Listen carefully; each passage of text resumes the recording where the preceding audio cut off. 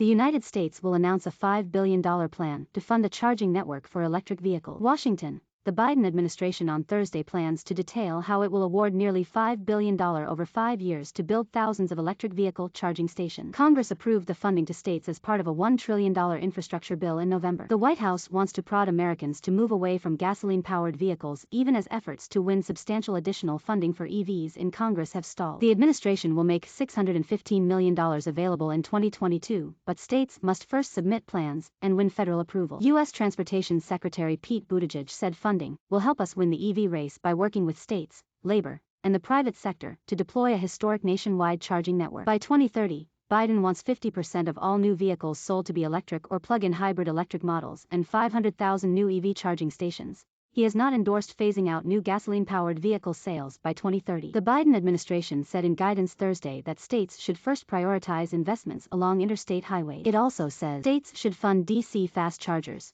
Stations should have at least 4 ports capable of simultaneously charging 4 EVs. States should install EV charging infrastructure every 50 miles along interstate highways and be located within 1 mile of highways. Federal funds will cover 80% of EV charging costs, with private or state funds making up the balance. The administration anticipates states will generally opt to hire private entities to install and operate EV charging stations. The White House endorsed legislation https://www.reuters.com/business/autos-transportation/retooling-auto-plants-evs-will-cost-billions-111-17 stalled in Congress to increase current $7,500 EV tax credits to up to $12,500 for union-made U.S. vehicles, create credits of up to $4,000 for used EVs and lift the current 200,000 vehicle EV manufacturer tax credit cap, which would make General Motors and Tesla eligible again. That bill includes a 30% credit for commercial electric vehicles,